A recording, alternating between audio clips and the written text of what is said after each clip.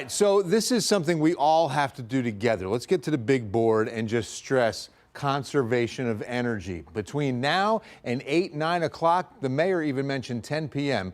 because he said we could see rolling blackouts begin at 6 p.m. and go until 9. Every 15 minutes, we could be dealing with power outages at our homes. So here's what you have to do. Turn the thermostat up to 78 if you can safely do it, and run the ceiling fans counterclockwise. My good friend, KENS 5 viewer Robert Mason emailed and said, yeah, but I have a digital clock, so I don't know what to do. That was pretty funny. All right, so turn off the lights. Make sure you use the grill outside. Avoid using the oven tonight, or maybe it's a sandwich night.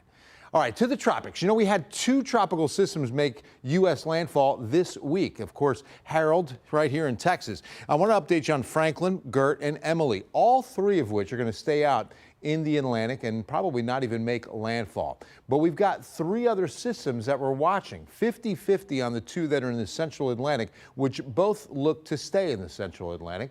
But this system does bear watching for us in South Texas. We've got a 60% chance that this system develops and moves north over the next 5 to 7 days through the Western Caribbean and into the Gulf of Mexico by about this time next week. So it's certainly something to keep an eye on.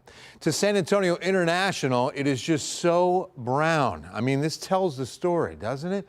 Temperature right now 99, but it feels like 103 with the dew point running at 66. We've got plenty of humidity in the air. We do have some triple-digit heat elsewhere. New Braunfels is at 103, 102 Floresville, but some drier air is keeping things a little bit cooler. 94 right now in Uvalde, and that's not rain cooled. I mean, there's not a drop until you get to Houston, so that's not affecting things. We've got a lot more dry air now with the remnants of Harold. You can see moving north of the 4 corners right now, just an area of low pressure. All right, now to an area of high pressure. This has been, of course, the culprit for this record-breaking summer heat. Well, you notice that it really doesn't dominate. It starts to move out a little bit to the west, so we've got some rain chances to show you. Just a couple of showers are possible, mainly west tomorrow. Then again on Saturday, mainly to the north. But look at Sunday, a little bit better coverage on these long-range models. A lot of this can change. Monday, Tuesday, there's going to be a front to our north, and that's why we see an increased area of scattered showers possible again next week. All right, 7-day forecast tomorrow and Saturday. I think 102s to wrap up the week. Then Sunday, Monday, 104s to start next week. But at least we start with a better chance of getting some much needed rain, 20 to 30% Monday, and then up to a 40% chance come Tuesday. Don't forget Project Cool.